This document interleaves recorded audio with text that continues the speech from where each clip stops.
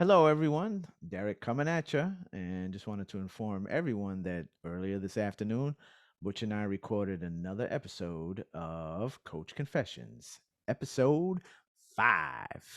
And we took a little departure from the usual format as we had a special guest join us on the show. Her name is Laura Kahns. You can look her up on Instagram. She has quite the story and quite the following, and she does a cool little segment called "Hey Law." I got a dilemma on her Instagram page. So we had a lot of fun. We had some in-depth discussions. Got kind of deep at times, but all in good fun as we always do. So here are some of the highlights of episode 5 of Coach Confessions. Ladies and gentlemen, we are back for episode 5 of Coach Confessions. I am the genetic jackhammer, Eric Batista, joined as always by my man, Big Papa, Butch Nieves, former Mr. America himself. And today, it is quite the honor to be joined by Laura Kahns, who is not only beautiful, but I must say, quite entertaining. What was your little pet name that you had for her when she was training at the gym? The Italian Tank of Terror. That's me. Great stuff. Great stuff. Yeah. So how you feeling, Laura? Welcome to the show. And Butch and I are so happy that You gotta give me you were the able palm. to Explosion. There we go. to join us today. And you look phenomenal. And what has been your story the last couple of months, lady? Thank you. Thank you so much for having me. You know, Mr. America calls, you go. You don't play with that. There you go, D. Did you listen to that? Mr. America calls. I hear her. He said, Law, Whoa, I got a dilemma. I got a dilemma. I need you. And I was like, okay, I'm there. No problem. Mm-hmm. Yes, thank you guys for inviting me. This is an honor. So what have I been up to? Yes. Everything. Besides life. multiple photo shoots and training and working, and you are what I call a liver. You live. You wanna just suck the marrow out of life. You're just that type of person. And we're attracted to people like yourself. I appreciate that. Yeah, I've just been getting back to my life pre-pandemic, moving my business, starting a podcast on my own, and Do you have a name for it yet? Big L, Big Q. Oh, now Right. who's gonna be the first guest, me or Butch? Well, actually, I've been filming. I have two. Neither one of us, all right? Not buddy? yet, but you're on the list. you're on the list. We're on the backup list. No, you're actually one of. So I committed to doing 5 of them, and my inspiration was that we all have a platform on social media, and to me, there's a lot of females, no judgment, that bear a lot of skin, and there's a lot of different things going on social media.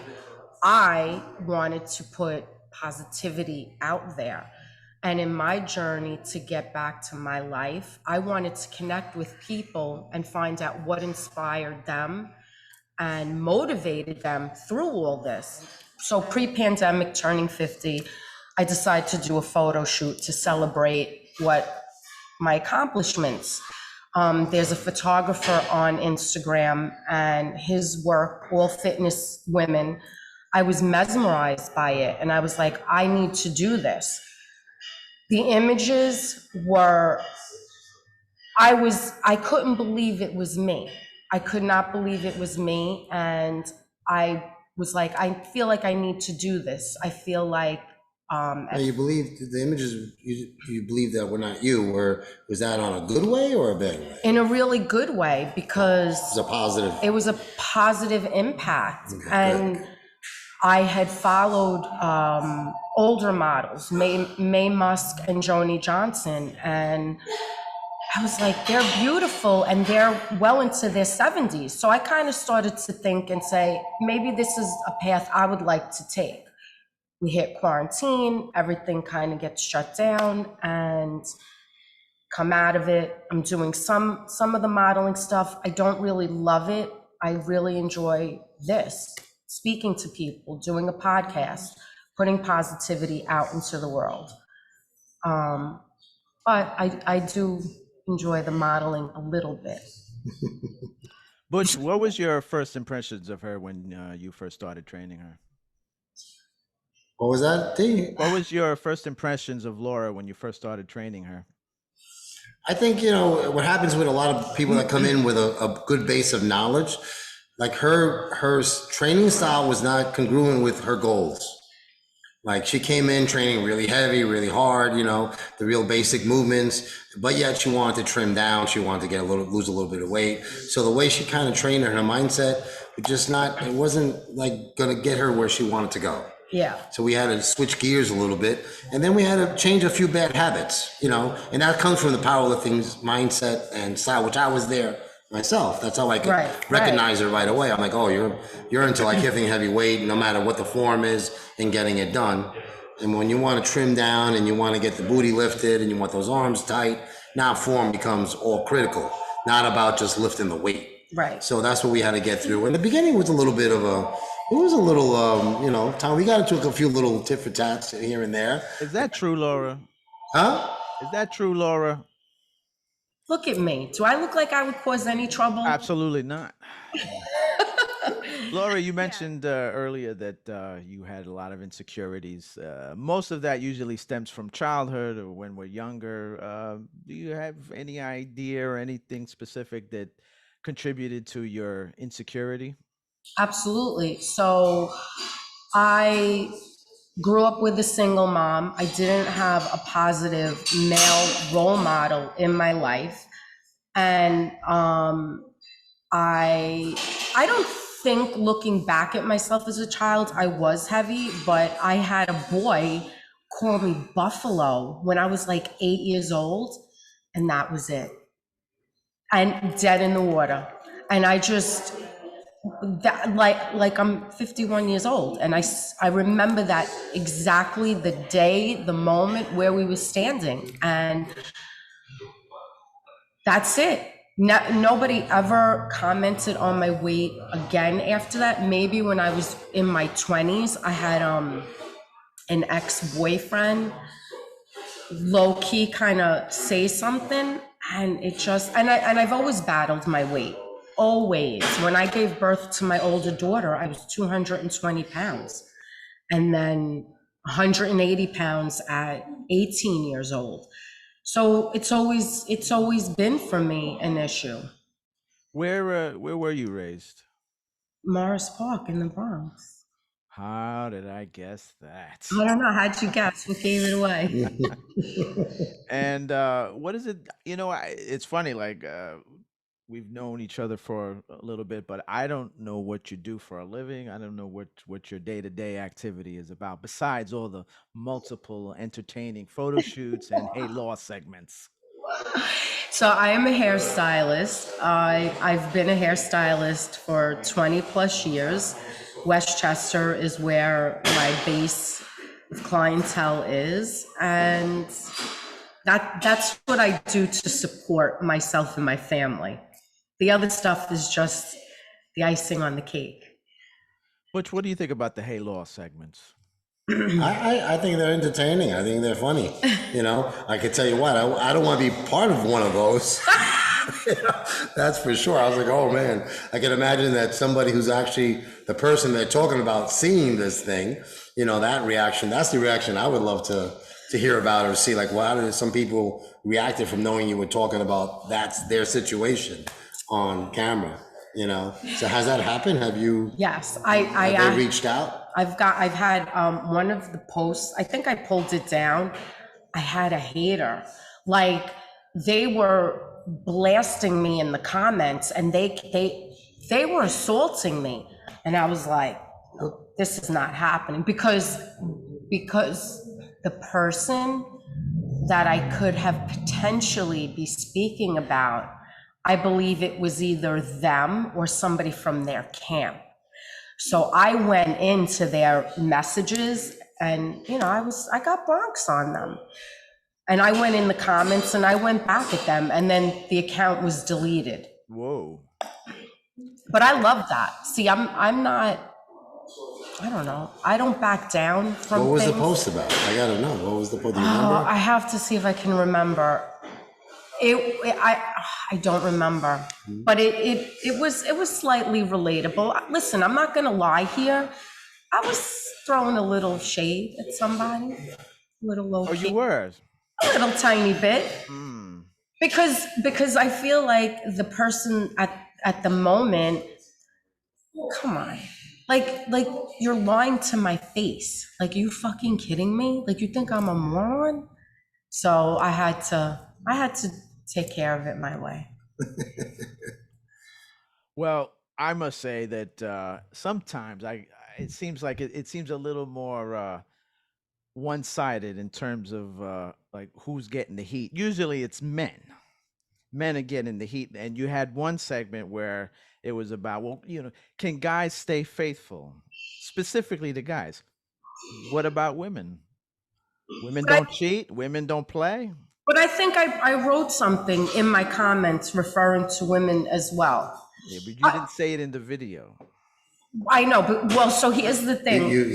He's getting a little sensitive. I know, I see So, that. did the kid- Have you Yeah. been cheated on? Sure. Yeah, I think everybody has. Sure. Absolutely. But that was so also the reason for that story was some things that I have read was saying that maybe men are just not designed that way to be faithful. And my question just boy. was, Here we go. no, but it's, but I'm just, Talk about I'm- provocative conversation. Yeah. but Get into it. that was just my question, like, just curious, like, is Well, this just you're a genetic generalizing? thing? You're generalizing, Big on a time. group of men. So it makes it difficult to answer that, because you're saying the way you're making it sound is all men, can they be faithful? Well, and here's the thing, if I'm just posting, okay, I have pink nail polish on, like, I feel like I have to rile people up and make them mad. I gotta be a little rebel rouser, so they come in the That's deep, true. like, you know what I'm saying? Yeah, you want to get some I gotta activity. piss some people off. Well, opinions vary.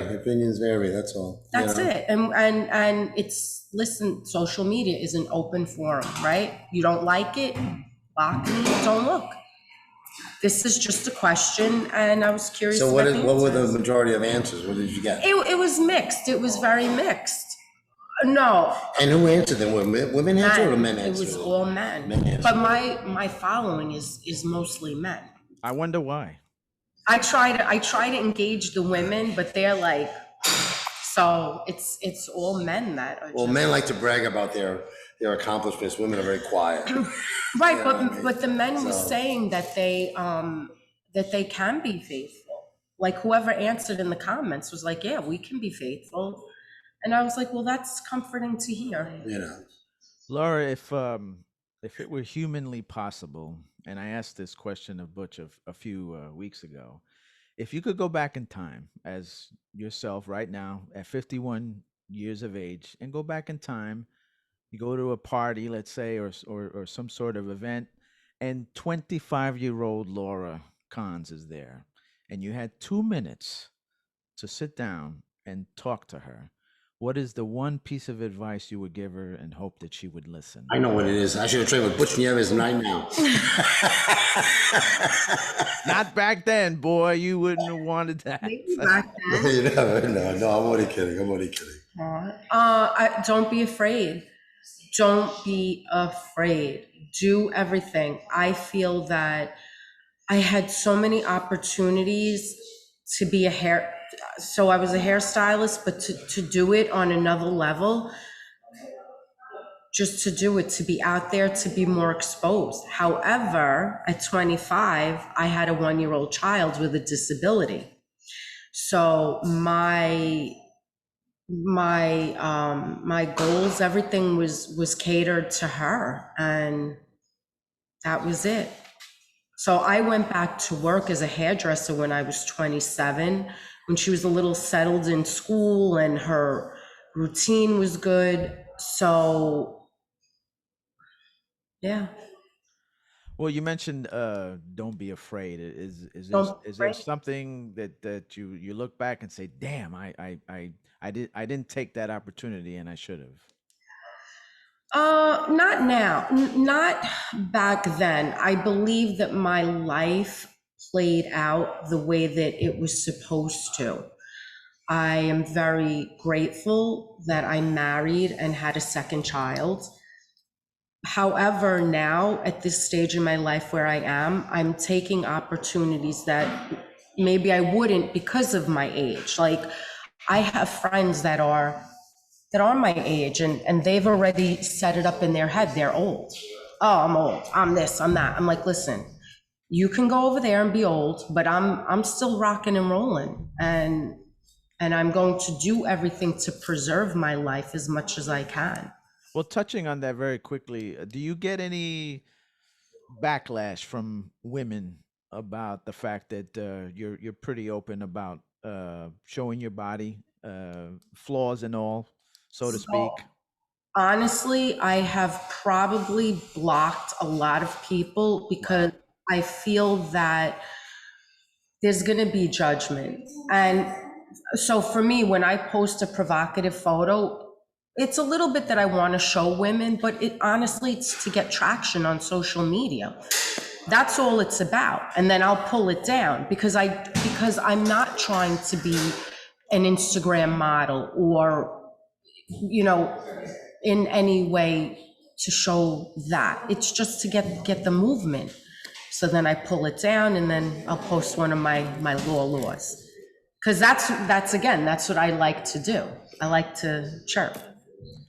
Well, Flap my Butch gum. and I love the fact that at an age where you are now, you're just very free about your mindset and being able Yeah. to take those type of and none of them are dirty or, at all or No, inappropriate and it's such. all classy. I think I'm more impressed about Laura is the fact that, she's okay with showing her strength as well as her weaknesses or her flaws and say, hey, this is who I am. You accept me or not. And she's saying, I'm working on them, but hey, nobody's perfect. And I think that's great. That's what makes you more of an attractive person and an honest person.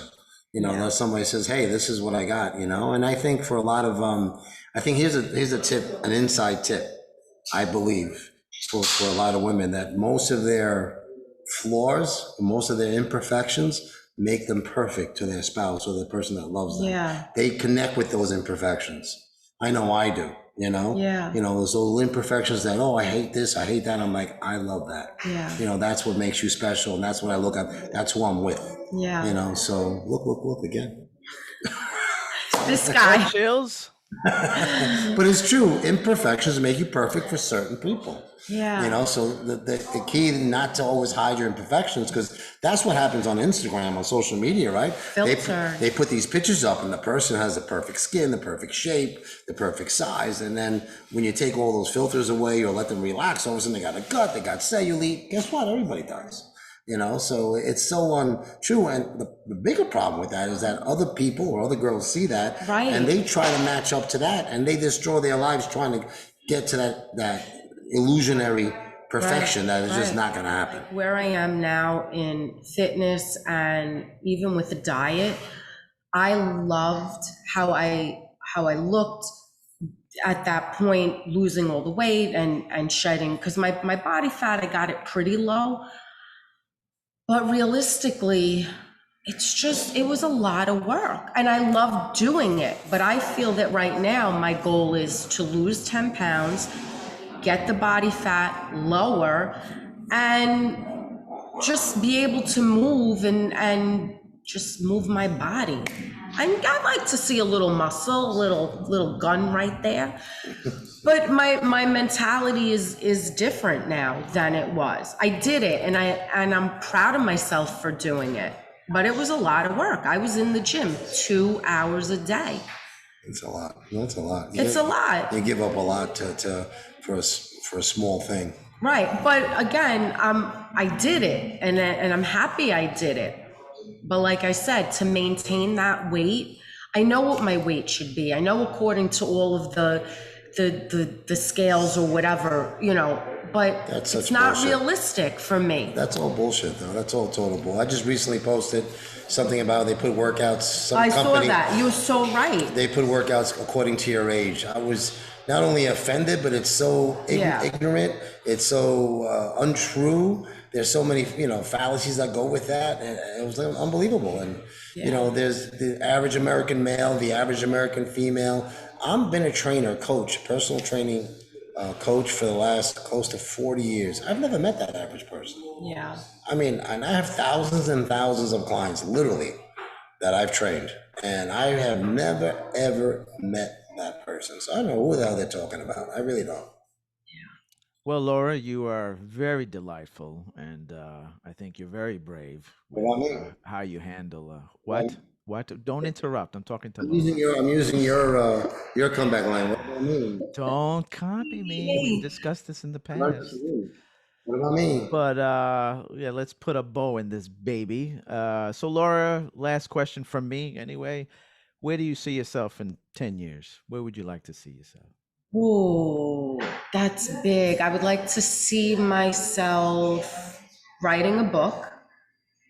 I would like to see myself having a successful podcast and continuing to reach people in a positive way. Because that's just how I feel about this venture that I'm taking on. If somebody can watch YouTube and see these interviews that I've done, because everybody that I've interviewed has struggled. Everybody in life, we all know everybody in life has struggled. But to see the success, that it can really be done, it's real. And I think people get just so caught up in their can'ts that they're not focusing on the cans. I spoke to, are you guys Yankee fans? Well, we're not really baseball fans, so it's a little unfair to Right. So Squeegee Luigi, he was the bat boy. Who? Squeegee Luigi. Who the hell is Look that? him up. So he was the bat boy for the Yankees during the Jeter era. He had a rough upbringing and got into some bad things. He apparently, becoming a bat boy, you're chosen and they pick you and you have to write letters. Like, I thought you just like walk up and be like, I want to be a bat boy. But you don't. How difficult is that job?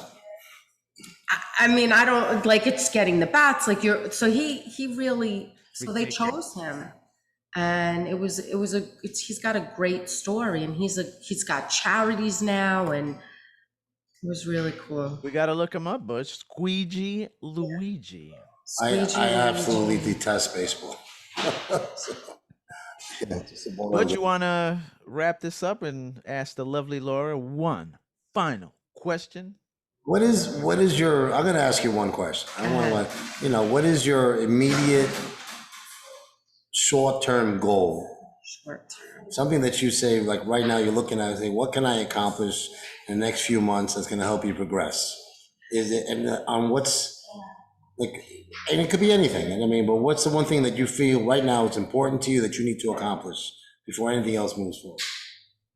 Well, in what way? Like, there's fitness, there's life. There's one thing that you, right now, somebody comes to you and says, okay, I'm going to help you with one thing. You can have a super mentor. Anthony Robbins comes down and said, I'm going to help you with one thing. One thing. Yeah, I watch him. So One thing. he's going to help you with one thing. What is that one thing you would say? Continuing to stay healthy. I'll be honest with you. So your fitness. My fitness, my health.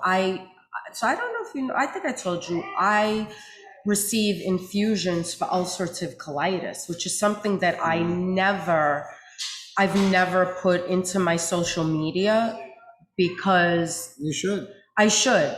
So continuing to keep my health is so imperative to me because it helps me to accomplish all the other things in my life. Because there was a time when I was really ill with it, and surgery was on the table, and I couldn't leave my home. And with the help of my GI, they put me on these infusions, and I changed how I ate. I saw several nutritionists, and I cut back on work, if I'm being honest, and lowered the stress, changed the mindset, meditation, positive affirmations. So I believe that for me, that's something I need to continue, because if I have my health, I'm able to do everything else. And that's something. Funny thing is, there's a man named Jim Rohn who Yes. actually mentored Anthony Robbins. Really? He was the main guy that taught Anthony. Anthony Robbins worked for him for many years before he went on his own. And one of his most famous sayings is, work harder on yourself than you do your job. Yeah. And we'll leave it right there. Thanks for signing up. D, when we're going to have Laura back on? Oh, she carte blanche. She could come on anytime she Anytime, wants. right? Yeah. You could be in-house. You could do it from your home. Did you show her how to do the link? Butch? So No, but then I won't be able to hang out with him. Well, you see, if you were here, I would do the same to you. Yeah, we do it all together. That's all right. All right. So it's something to look forward to have you on again. And not only that, we would love, Butch and I, to come on your podcast, because we have Absolutely. lots to say about a lot of different things. We are very Absolutely. diverse in our knowledge, right, Butch? I'll be a little scared. I think I'd be a little scared. Some of the questions she might ask, I'm not sure. I'd be a little Well, embarrassed. check out the YouTube. Check I out my will, I will. YouTube. What and is, you can- so what is your YouTube, dude? What is the YouTube? So it's Laura Cons Okay. on YouTube. Mhm. And I have some stuff up there. Every week I'm uploading another interview, and check it out. I will check it out, and I recommend that anyone watching this check it out. So until we meet again, Butch, my friend, I'll see you in a little while. And Laura, please don't be a stranger. I Please won't. come in anytime. And yeah, I hope to see you soon. How do I love you, Laura? What do you think? All right, let me I'll take catch you on the gram. Let's delete this whole thing right now. Look at See you that later. dimple. Got a dimple. I'll see you guys.